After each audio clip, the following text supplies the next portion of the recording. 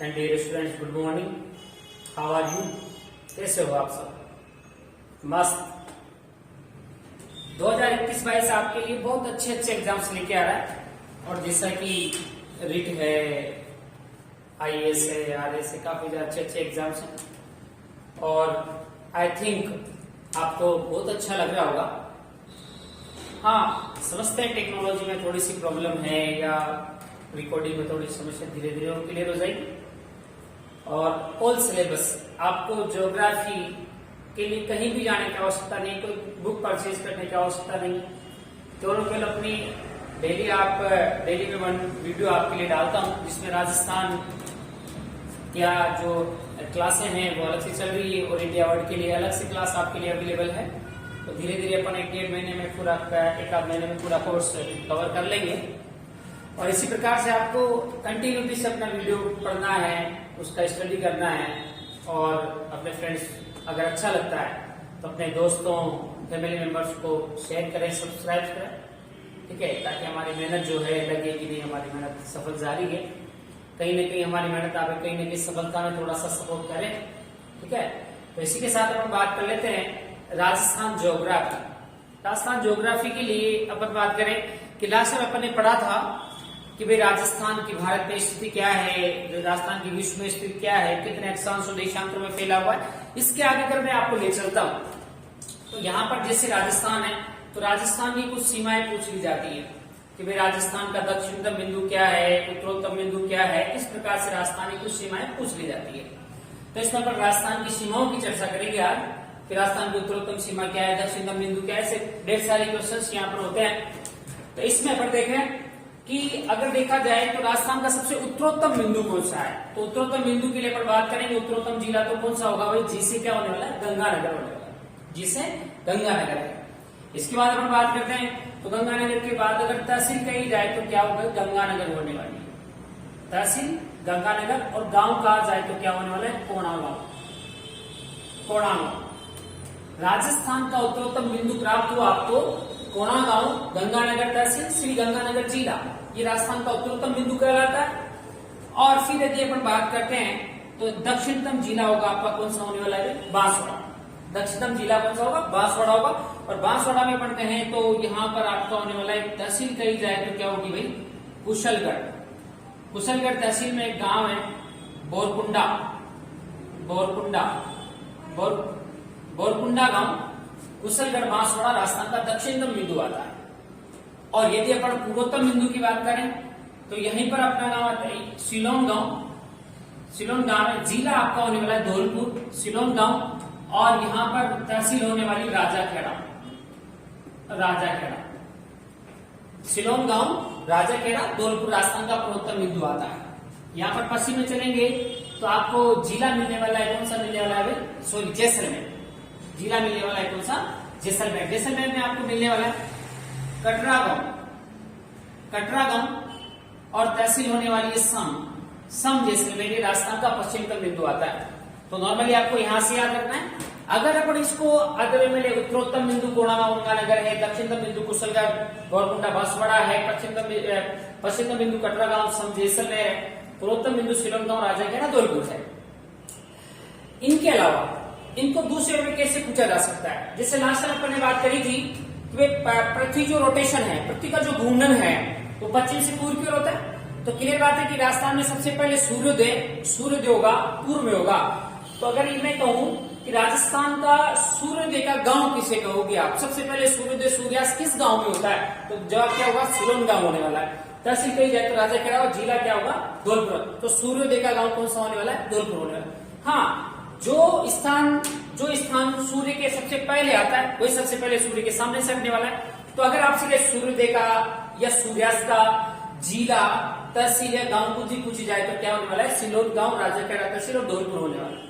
हाँ, सबसे बाद में सूर्योदय और सूर्यास्त का होता है। तो यहीं पर आपका गांव के आधार पर कटरा गांव होने वाला है और तहसील क्या होने वाले सम, जिला क्या होने वाला जैसलमेर, ठीक है।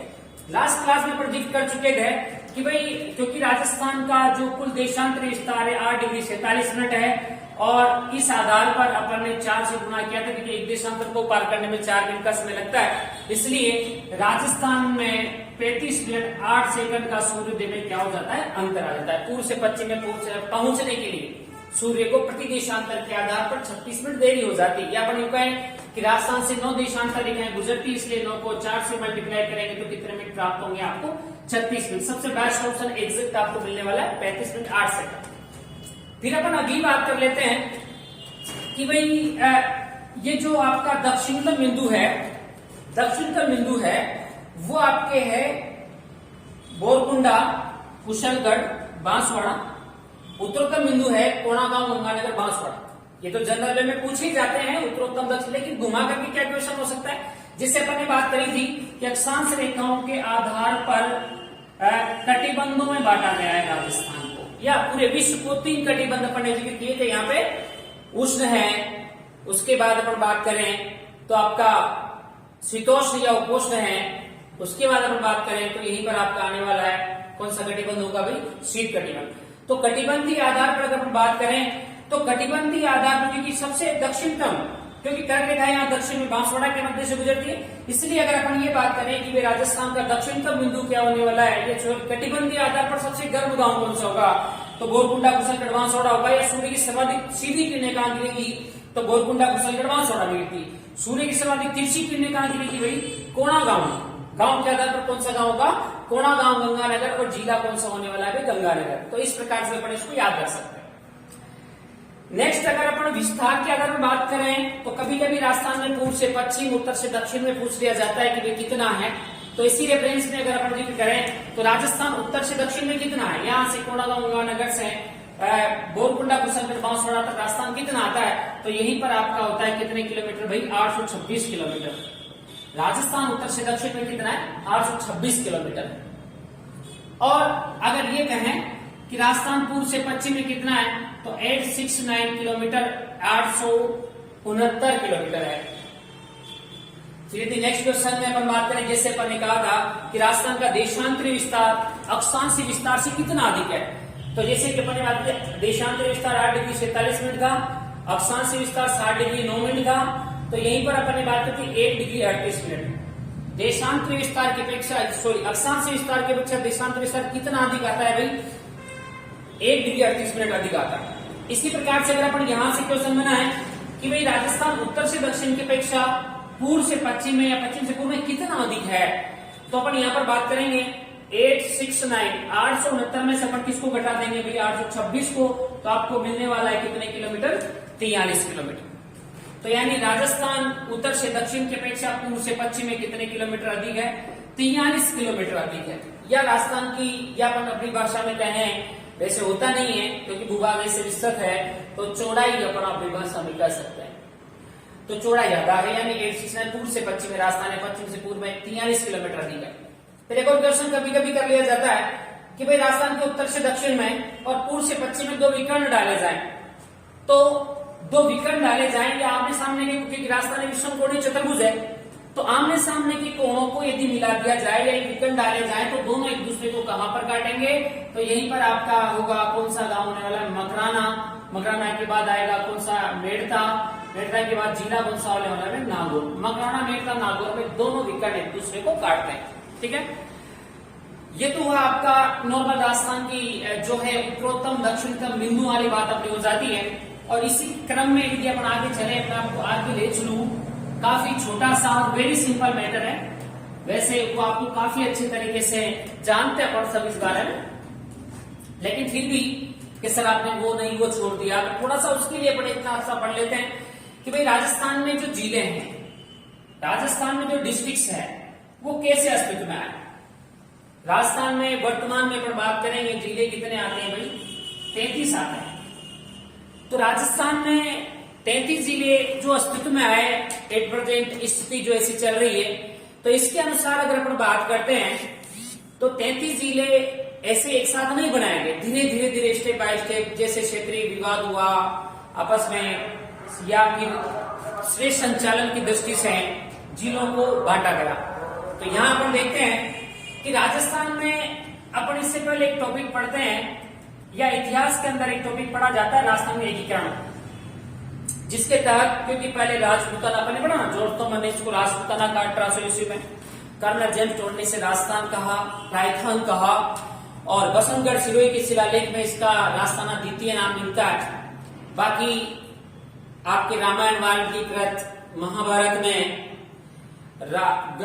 बहुत से बुक्स हैं, तो उन्हें अलग अलग रूप से इसका नाम मिलता है, लेकिन एट लास्ट अपन ने पढ़ा था कि विधिवत रूप से इसका नाम क्या रखा गया था, राजस्थान।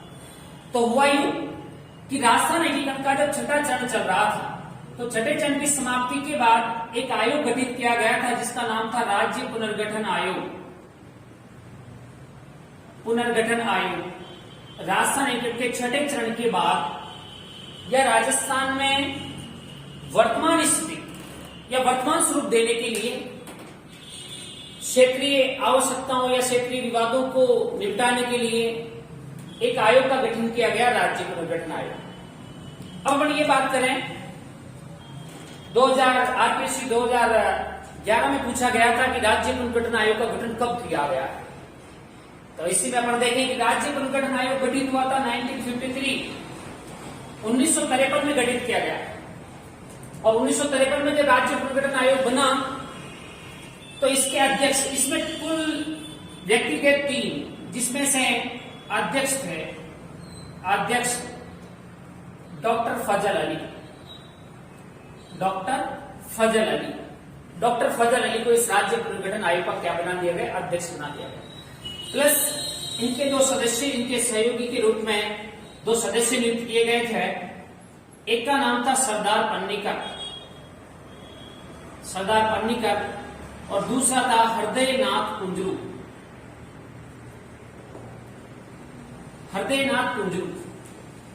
इनके द्वारा या एक आयोग गठित किया गया 1953 में, जिसको जिम्मेदारी दी गई राजस्थान को वर्तमान स्वरूप देने के लिए या कुछ प्रशासनिक या भौतिक परिवर्तन की इन्होंने।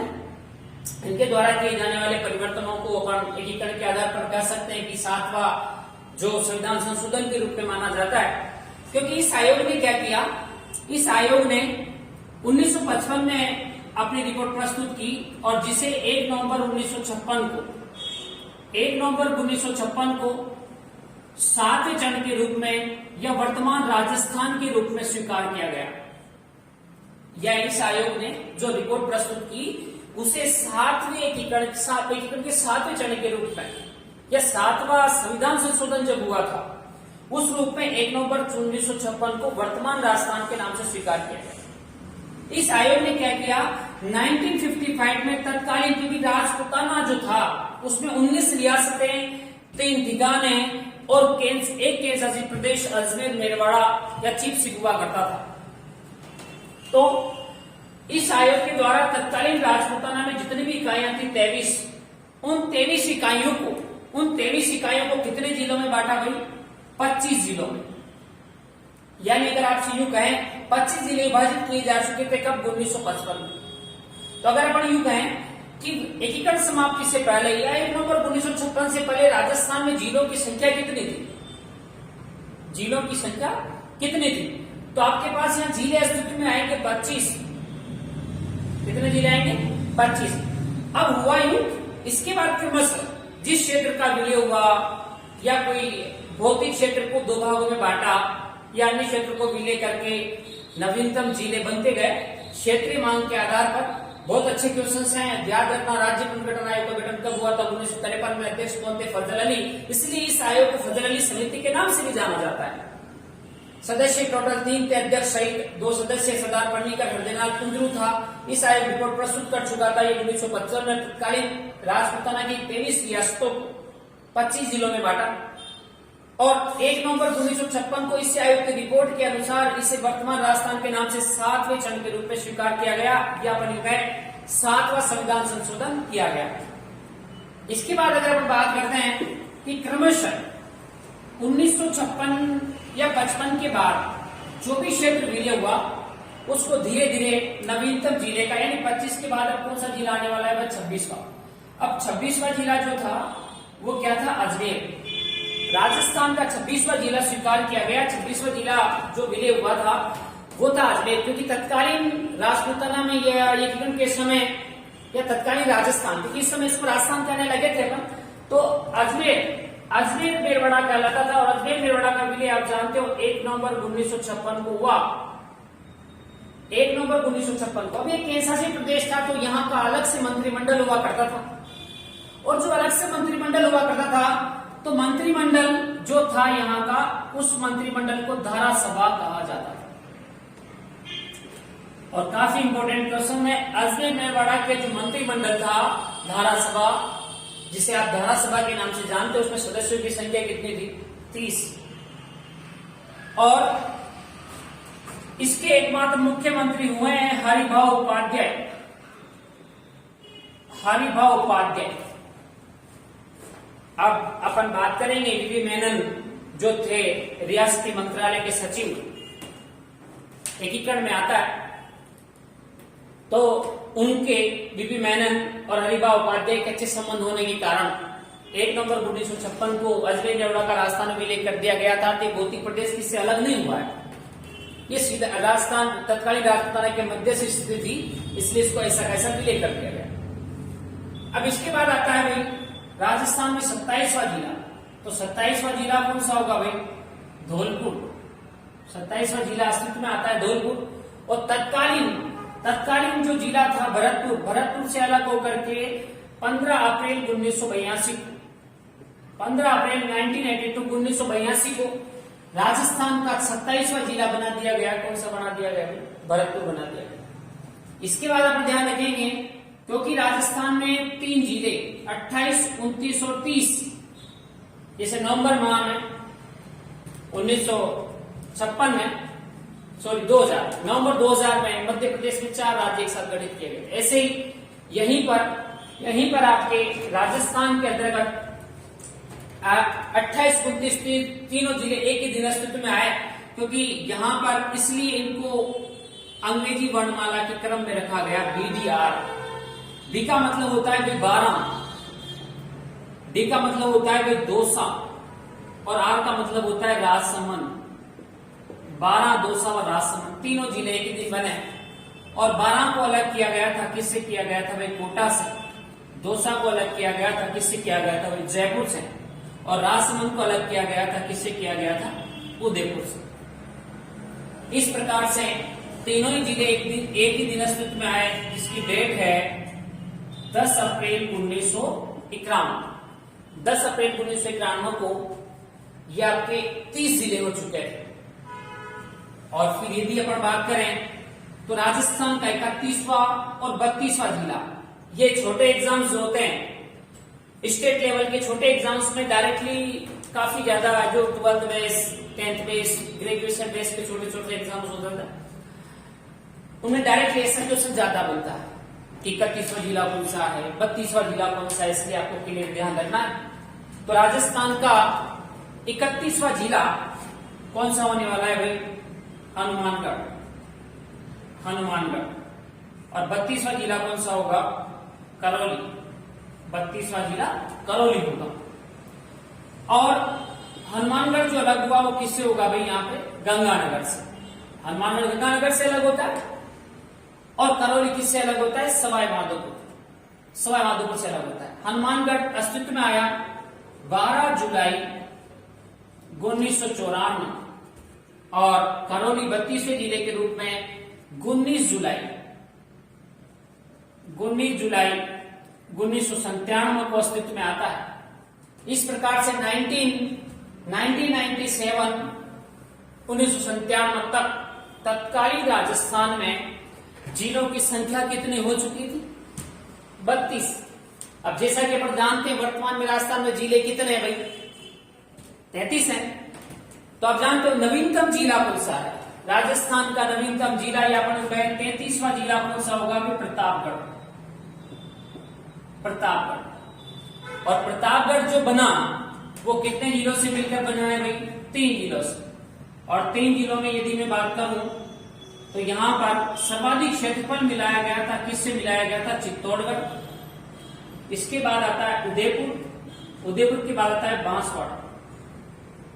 नवीनतम जिला जो बना आपका प्रतापगढ़ 33वां जिला, वो 3 जिलों से मिलकर बना, चित्तौड़, उदयपुर और बांसवाड़ा। चित्तौड़गढ़, अब एक पढ़ लेंगे इसमें तहसीलों की संख्या कितनी है? 5 तहसील। नवीनतम जिले प्रतापगढ़ में तहसीलों की संख्या कितनी आती है भाई? 5 आती है। चित्तौड़गढ़ से कितनी मिलाई गई? 3। उदयपुर से कितनी मिलाई जाती है? 1। और बांसवाड़ा से कितनी मिलाई जाती है? 1। चित्तौड़गढ़ से आपकी एक तो तहसील जो है जिसे जिला मुख्यालय स्वीकार किया गया प्रतापगढ़। प्रतापगढ़ के बाद हम बात करेंगे तो एक और है छोटी सादड़ी, प्रतापगढ़, छोटी सादड़ी, और एक है अरनौद। प्रतापगढ़, छोटी सादड़ी और अरनौद। उदयपुर से एक तहसील का विलय हुआ जिसका नाम है धरियावाद, और बांसवाड़ा से एक तहसील का विलय हुआ जिसका नाम है पीपलखूंट। इस प्रकार से 26 जनवरी 2008 को राजस्थान में जिलों की संख्या हो चुकी थी 33। इस प्रकार से 26 से लेकर के यानी राजस्थान का एकीकरण पूरा होने के बाद, राजस्थान का एकीकरण राज्य पुनर्गठन आयोग की रिपोर्ट के बाद जब जिला आवंटन किया गया तो क्रमशः 26 से लेकर के 2008 तक राजस्थान में टोटल 33 जिले हो चुके हैं। हाँ, आगामी समय में नवीन, क्योंकि राजस्थान का क्षेत्रफल बहुत बड़ा है, क्योंकि आप जानते हो क्षेत्रफल की दृष्टि से राजस्थान भारत का सबसे बड़ा राज्य है। फिर भी यहाँ पर जिलों की जो आकार है, जिलों का जो क्षेत्रफल है वो काफी ज्यादा है। स्पेशल रूप से अपन बात करें पश्चिमी राजस्थान।